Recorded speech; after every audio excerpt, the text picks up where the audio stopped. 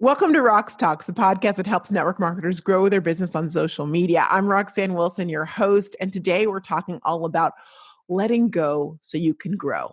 A wise person once said to me, or said it several times, what got you here won't get you there. And we're going to unpack that with you and where you want to be for your network marketing business in 2020 and beyond.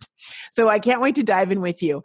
But first, I want to remind you that Social Stories is open. The membership is officially open right now. You have an opportunity to be a member of what has become one of the most influential and impactful environments and cultures in network marketing.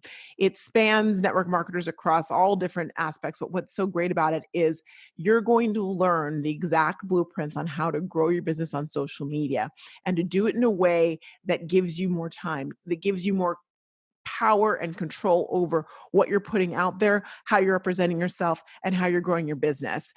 It is phenomenal, and I really want to invite you to take a look. To find out more information about Social Stories, just go to roxtalkspodcast.com or go straight to socialstoriesmembership.com. I look forward to seeing you there.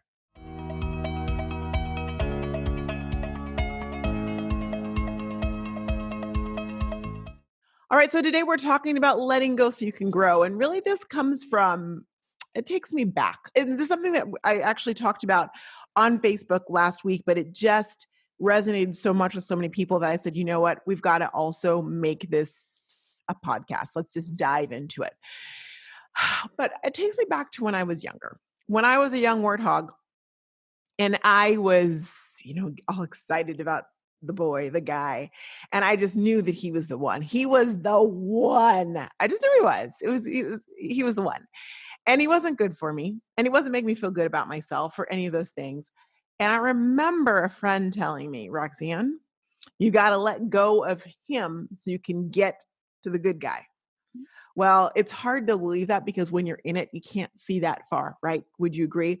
But it's so true. You have to let go of the old paradigm to get to where you want to be and to get the new stuff. There's not room for the good and the bad. You got to get rid of the bad to get the good. And so today I want to talk to you about the 4, maybe 5 biggest things you've got to let go of, things you've been taught because you're being coachable as a network marketer so that you can grow, so that you can get to where you need to be. But first, I want to ask you this. What is something that you had to let go of in your life? I told you mine was a boy, to get to the good stuff, to get to where you wanted to be. I mean, my boy was one of them, but there have been plenty. But I want to know I want you to think about that for you. Okay. Because when we go through these, it's going to feel icky. You're going to feel uncomfortable because I'm really encouraging you to let go of things you believe to be true. And so I want you to go back to that time or times where you were that this was proven for you, where you let go of whatever it was, or it let go of you. Sometimes that's what happens, right? And you found a better way that has led you to the good stuff. All right. Now, the next thing I want you to do is I want you to ask yourself, what are your goals? And I know 2020 has really thrown us for a loop. And so you might be like, my goals, Roxanne, my goal is just to survive to the next day. I saw a funny meme. I'm going to tell you really fast. It said, my friend sent to me, it said, you said that this whole thing would be over by June. And then it said, July. That was funny. Oh, sorry. That was one more and then we'll get back to it. But there's another one that was sent to me was, who would have thought that in 2020, the only thing that we could all agree on in the US is that, wait for it, Carol Baskin killed her husband. You gotta enjoy it once in a while. Okay, so let's get into it. And again, like I said, you're gonna feel, just remember the time where this was proven, okay? Because if it was done once, why can't it be done again? All right, so let's go into these paradigm. I want to just chip away at these because here's the other thing. As you know, Social Stories membership is live right now, and a lot of you are thinking about it. A lot of you have already registered or have joined, and welcome to the membership, welcome to the community. But some of you are really trying to decide if it's for you. And I'm here to tell you that if you're wondering, will I be successful at it? Can this be my thing, my jam, Roxanne? I'm here to tell you that before you can A, make the decision to do it, and B, to be successful, You have got to let go of these bad things. You've got to let go of these things that have not been serving you and won't serve you and help you get to the next level. So the first thing is, and I love to talk about this, letting go of the copy and paste scripts, letting go of the hey girl messages. I have already told you I was the ultimate hey girl messenger. I've sent more hey girl messages in a day than you could even imagine, to the point that I literally have been in Facebook jail over this. So when I tell you this, I mean it. And here's what I have to tell you. When I was doing that, it was about me. It was about me trying to get to a goal. It wasn't about getting to know the people, or like checking back in with someone. It was about I've got to like I literally was like, well, they told me I needed this to be coachable, and I take responsibility for it. So I was like, well, if I want to get to this goal, then I've really got to do it, and I did it, y'all. While yes, I'm not going to lie to you. Yes, I got business from it. Yes, I got business partners from it. But the real big question is how many people did I turn away? How many people who would have gotten in business with me eventually, or who would have purchased from me, were so turned off by this message where I literally just copied and pasted and hopefully got the information right. Sometimes probably got the name wrong, just sending out to everyone. Why would they be annoyed with that? Because it wasn't about them. It was about me and my goal.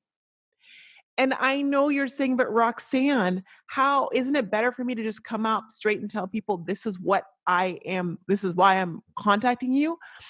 My question to you is, why is that the reason you're contacting them? Is that the only way? It's not the only way, and it's not the best way. It turns people off. I get hey girl messages to this day on the regular from people. And guess what? I don't get mad because I did it, but I do use it as a moment to discuss with them other options. You feel this angst of having to reach that goal. It might be putting bread on your table. It's an important goal. I'm not diminishing that. It might be the trip, whatever it may be. And you think, I've got to do this because this is what they've told me works. But the reality of it is that you've got to think of this as a long game and invest in that game, which means that taking time to get to know people, having a conversation, not putting all that junk in one message, really seeing if this is for them. And you'll know. And telling yourself when you go into that conversation, you may not bring up your business, and that is okay. Just like we should be looking at other people's profiles, they're looking at ours. They know what you do. We've got to get rid of the copy and paste scripts, because here's the thing. If you are putting out what I teach in social stories, if you're putting out great content, if you are sharing about yourself and your life, the people will come. They'll come. They'll come. I could spend a longer time on that, but we got to get to the other one. So, but I just want you to just let go of the copy and paste messages. Say goodbye, sayonara, let them go. They are not serving you. They are hurting you, and they're hurting the industry. And eventually they hurt your belief in your business, because you're like, I've done all this and I didn't get all that. Yeah. The numbers game thing, let go of that. It's a numbers game. If you send out 1,000 messages, you'll get, X back. Stop. People want to feel like you see them. You don't see them when you're sending them a hey girl message. When you're sending them a copy and paste message, you don't see them. You don't. Serve them, and serving them will benefit all, including you. Okay, the next thing. You got to get rid of this. I'm not very techie. I'm bad at technology. Y'all, I can't handle that anymore. I can't. I'm over it. I'm over it. And you should be over it too. Why does it serve you to say you're bad at technology? No, really, why? I mean, think about this. Why would someone in 2020 want to join you in business or give you their credit card information to purchase something if you don't know how to do technology? If you're like, I'm bad at tech. That's unprofessional. You're a lot more professional than that. Saying you're bad at tech only begats you being bad at tech, right? I remember in sociology, I learned, like, if you keep telling a child that they are stupid or they're dumb, or they're a bad, or they're a troublemaker, guess what they're going to become? What you keep on telling them that, because you're socializing them to believe that. You are socializing. You are convincing your brain that you are bad at technology if you keep saying you're bad at technology. And as a result, you will be bad at technology. And you also are not someone anyone wants to be in business with. Who wants to join someone who doesn't know how to work social media or doesn't know how to turn on work a new program? Which means you're also going to stop asking all the time and you're going to start learning how to figure it out yourself. Oh, I know. Adios, mios. Did I say it? I did. I did. Because here's the thing, and I get asked questions all the time about technology. And I think to myself, if they Googled it, it's faster for them to Google and see the directions than to actually ask me and wait for me to respond back. That's the truth. You are not bad at technology, so stop saying it. And if you find yourself saying it, say, I am mastering technology. I am becoming a rock star at technology. Not I need to, I want to. Say you are and start believing it. We've got to get rid of that. That is a woman thing. No man walks around saying he's bad at tech, first of all, unless he really doesn't want to do it. Secondly, you are professional. And when you're talking about being part of these companies that are supposed to be either the number one in their industry or billion-dollar brands or the up and coming with, these amazing CEOs, and you say you're not bad at technology, you're bad at technology, I've got to wonder why I'd want to have any association with that. So again, that goes back to thinking about your customer or your potential business partner and not thinking about yourself. You don't look good when you say you're bad at technology. You don't. You don't. Okay. The next thing we've got to tell this, I don't have time. I don't have time.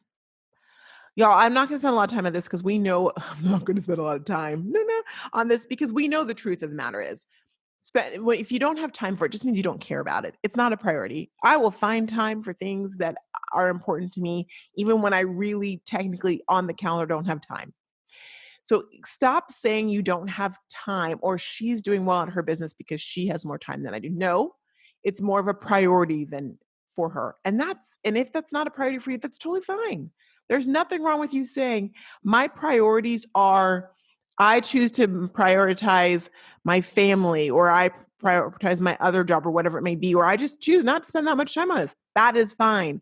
But stop saying that you don't have time. And another thing about time, stop saying that your network marketing business can be grown successfully in the nooks and crannies. There are no such things as nooks and crannies. Those are kind of scary. And I feel like it's some like hibbity-wibbity book. But more importantly, it's not true. It's not true.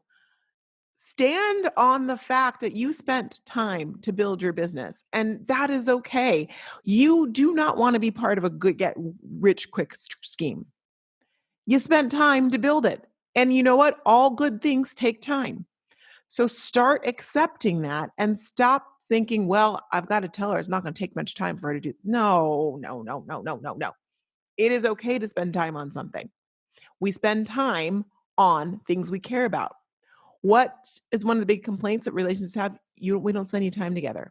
Why does that matter to people? Because they feel like quality time or time you spend means you care.